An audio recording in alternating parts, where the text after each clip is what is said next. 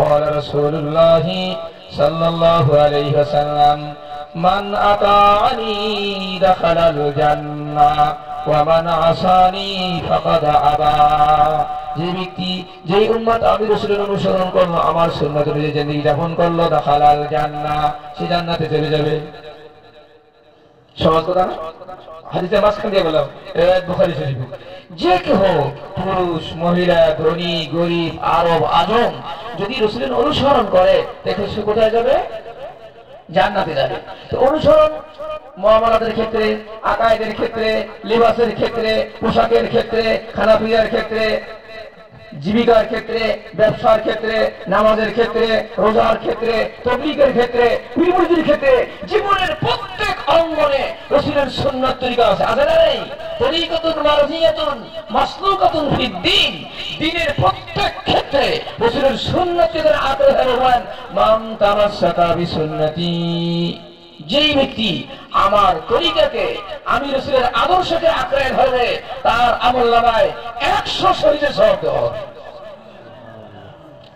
কোন কেউ বলছেন যে মিয়া শব্দটা অন্য জায়গাতে নাই হ্যাঁ ফালাহু আজরুন শহীদ এর মধ্যে কোনো ইশকাল নেই যে ব্যক্তি শেষ জামানায় রাসূলের সুন্নাতের উপরে অটল অবিচল থাকবে রাসূল বলেন তাদের আমলনামায় শহীদের সওয়াব দেওয়া হবে অর্থাৎ তারা হিসাব নিকাশ ছাড়াই জান্নাতে যাবে এই যে দোস্ত সুন্নত কতগুলো দিলের সুন্নত আছে দুনিয়ার মহব্বত থেকে মুক্ত রাখার চেষ্টা করা মানুষের নাজাতের ফিকির করা লোভ থেকে দিলকে সংবরণ করা আর একজনের প্রতি হিংসা না রাখা কথা বুঝে দেন এগুলো দিলের সুন্নত এটা কি মানুষ কিভাবে নাজাত পায় এটা ফিকির করা এটা দিলের সুন্নত আর কিছু বাহিরের সুন্নত নামাজের সুন্নাত বেচাকেনার সুন্নাত বিবি ভাষা পালার সুন্নাত লেবাসের সুন্নাত মাথার সুন্নাত এই সুন্নাত প্রতিটা সুন্নাতের মধ্যে এই শক্তি আছে যেমন মোষ ছোট করা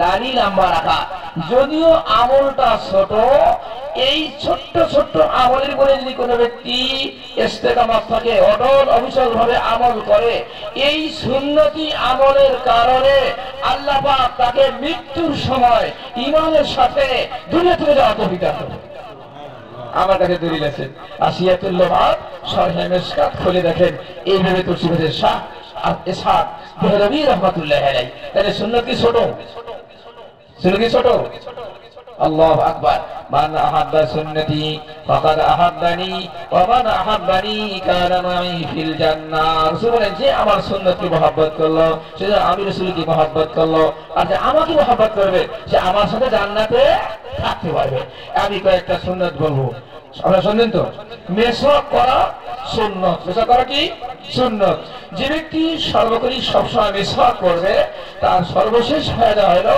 মেসওয়াককারী মৃত্যুর সময় কলেমার সাথে তুলে থেকে দেখতে পারবে আমাদের নবী করিম সাল্লাল্লাহু আলাইহি ওয়াসাল্লাম সর্বশেষ যে আমলটা করছেন মৃত্যুর পূর্ব মুহূর্তে সেটা হলো ইনি ভালোভাবে কি করছেন মেসওয়াক করছেন এবারে আল্লাহুম্মা ফির রফিকিল আলা আল্লাহুম্মা ফির রফিকিল আলা আসসালাত ওয়া মা মালাকাত আইমানুকুম এই কথা বলে দুনিয়া থেকে চলে গেলেন ইন্না লিল্লাহি ওয়া ইন্না ইলাইহি রাজিউন মেসওয়াকের সাথে নামাজ পড়লে এক রাকাতে 70 রাকাতের সওয়াব পাওয়া কথা কি বলেছে বাবারা এই যে এই একটা সুন্নাত 5 ওয়াক্ত নামাজ জামাতের সাথে পড়া এটা একটা বড় সুন্নাত কোথায় পড়বো আমরা জামাতের সাথে পড়বো মহিলা হলে ঘরের গোপন কক্ষে যত গোপনে পড়বে তত সওয়াব বেশি আর পুরুষ যত বড় জামাতে পড়বে তত সওয়াব বেশি এটা সুন্নাত হলে কি জরুরত ছাড়ার পরে হাম্মাম বাইতুল খলায় যাওয়ার পর লেট্রিনে যাওয়ার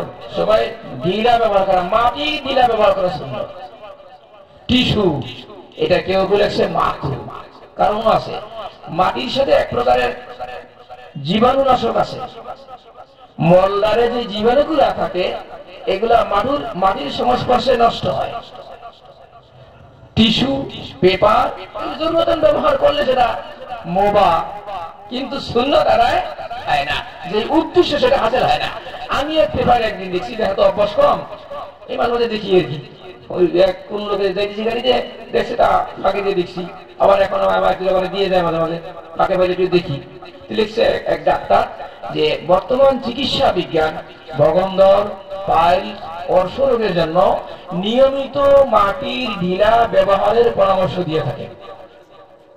কিসে ঢিলা বাবা? মাটির ঢিলা। দুঃখজনক এই সুন্নাত আমাদের সমাজ থেকে কি চলে যাচ্ছে। এই টিস্যু আবিষ্কার হইয়া এখন প্রায় অনেক মাদ্রাসাও নেই। কয়েকজন আমার টিস্যু আছে, যে আপনি জিজ্ঞাসা করি অনেক হাত লাগাতে পারবেন না।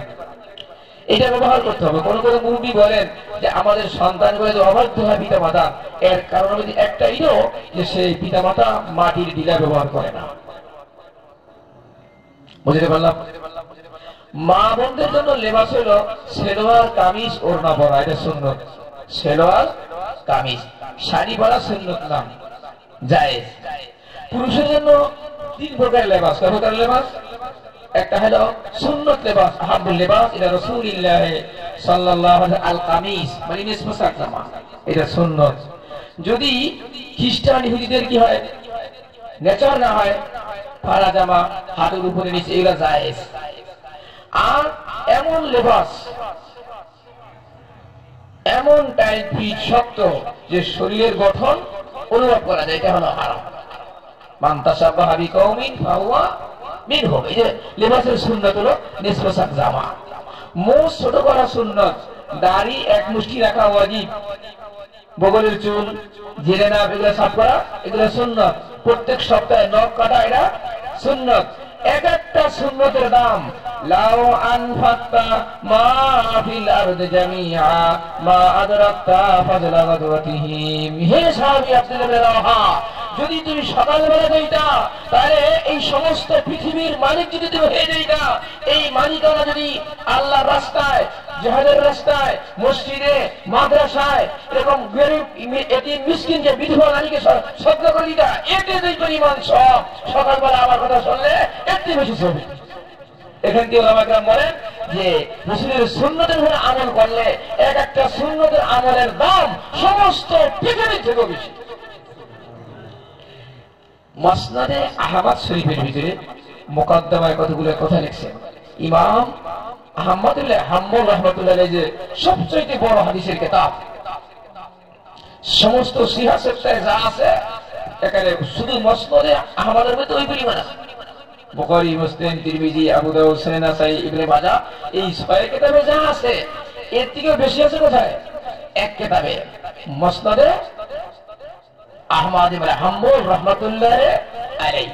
এই মুসনাদে আহমদের মুকদ্দমায় ভূমিকায় একটা কথা লিখছে, যেই ব্যক্তি ওয়ালি আতবাহি, রাসূলের অনুসরণ যারা করবে, রাসূলের সুন্নাত অনুযায়ী যারা জিন্দেগি যাপন করবে, তাদের জন্য কি ওয়ালি আতবাহি আল হুদা ওয়াল আমান ওয়াল কিফায়া ওয়াল বিলায়া ওয়ান নাসর ওয়াত তাঈদ ওয়া তিবুল আইশ ফিদ দুনিয়া ওয়াল আখিরাহ।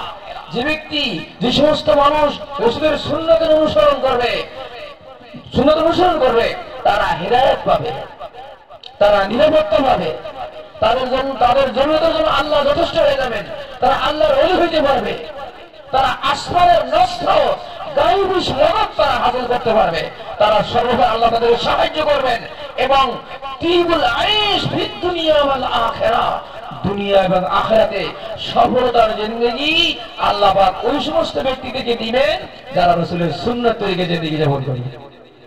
কথা বুঝে গেছে? একটা সুন্নাত বলি, মেহমানদারের সুন্নাত।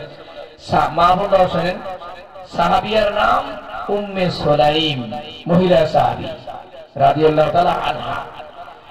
ওনার বাসায় ওনার স্বামী মেহমান নিয়ে আসছেন। দেখো রাসূলের মেহমান কি আছে, দেখো বাচ্চাদের খাওয়ার মতো কিছু খানা আছে, আর কিছু নেই। একটা কাজ করো, বাচ্চাগুলোকে একটু কি করো, ঘুম লাগাই দাও মান করিয়া, খানা যেহেতু কম, তাহলে তুমি আর আমি একসাথে বসবো। তখন পর্দার আগ নাজিল হয় নাই, স্বামী স্ত্রী মেহমান সব একত্রে বসছে রাতে। এখন যদি সবাই স্বামী স্ত্রী খায়, তাহলে মেহমানের পেট ভরে।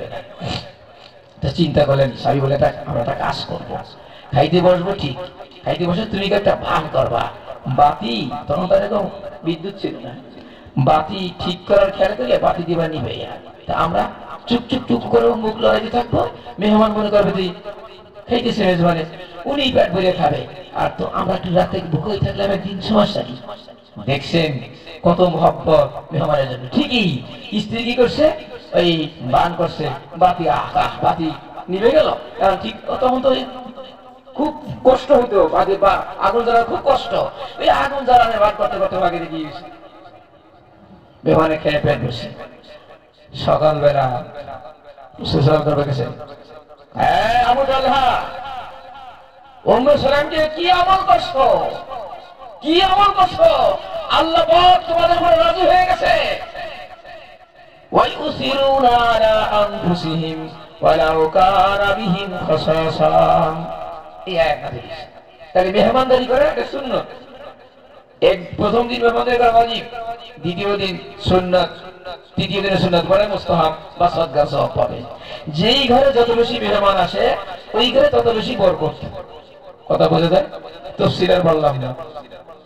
যেই ব্যক্তি জীবনে 5টা আমল আছে, ফাইন্নাকা লা তাসিলুর রাহিম ওয়া তুকরিউজ যায়ফ ওয়া তাকসিবুল মাদুম ওয়া তাহমিলুল কাল্লা ওয়া তুঈনু আলা নাওয়াইবিল হক। একাই বুখারীর শুরুতে, বুখারী শরীফে, যে ব্যক্তি আত্মীয়ের সাথে ভালো ব্যবহার করবে, আত্মীয় সম্পর্ক বজায় রাখবে, মেহমানের মেহমানদারি করবে, বস্ত্রহীনকে বস্ত্র দিবে, অসহায় অনাথ যারা নিজের জীবিকা অর্জন করতে পারে না তাদের সহায়তা করবে, আর ধর্মীয় কাজে ভালো কাজে সবসময় সহায়তা করে, মসজিদে মাদ্রাসায় ওয়াজ নসিহতে আলেমদের পিছনে তোলাবাদের পিছনে দ্বীনি কাজে সহায়তা করে, নাওয়াইবিল হক। এই 5টা গুণ যার ভিতরে আছে আল্লাহ পাক তাকে ইজ্জত করবেন না। 1 নম্বরে কি? আত্মীয়ের সাথে ভালো ব্যবহার, 2 নম্বরে মেহমানদারি, 3 নম্বরে তাকসিবুল মাদুম, যাদের বস্ত্রহীনের বস্ত্র দেওয়া, অসহায় সহায়তা করা, আর যিনি প্রতিবন্ধী আছে, কাজ করতে পারে না, সমাজের বোঝা, মেয়ে বিবাহ দিতে পারে না, তাদের কি করা, এই বোঝা হালকা করে দেওয়া। ঠিক আছে মেয়ে বিবাহ দিতে পারছেন না, কিছু টাকা নিয়ে যান, মেয়ে বিবাহ দিতে ভাই, তুমি জীবিকা অর্জন করার রাস্তা তোমার নাই, ঠিক আছে এটা করে খাও, এইভাবে। আর প্রত্যেক ভালো কাজে সহায়তা করা। তাই রাসূল হাদিসের মধ্যে আসছে, আম্মা জান খাদিজাতুল কুবরা রাদিয়াল্লাহু তাআলা বলেন, কাল্লা লা ইউযিকাল্লাহু আবাদা, কোশ্চেন কালো আল্লাহ পাক তাকে বেইজ্জত করবেন না, দুনিয়া আখিরাতে বেইজ্জতি থেকে সে ইবাদত থেকে। এই যে সুন্নাত তরিকে আমল করতে হবে। এখন এই সুন্নাত মানে আমি বলে ফেলেছি আগে, কবর থেকে দোলনা থেকে কবর, মাথা থেকে পা, সব সুন্নাত তরিকায় সাজাইতে হবে। দ্বীনের তাকাসা ব্যবহার করা, ধর্মীয় যুদ্ধে যাওয়া, এটা রাসূলের একটা সুন্নাত, এটা রাসূলের কি সুন্নাত। দ্বীনের জন্য জান মাল সময় কুরবানি দেওয়া, এটাও কি সাহাবা কেরাম রাসূল এই সুন্নাত থেকে শিখিয়েছে। ক্ষেত্র বিশেষে প্রয়োজন হারাতে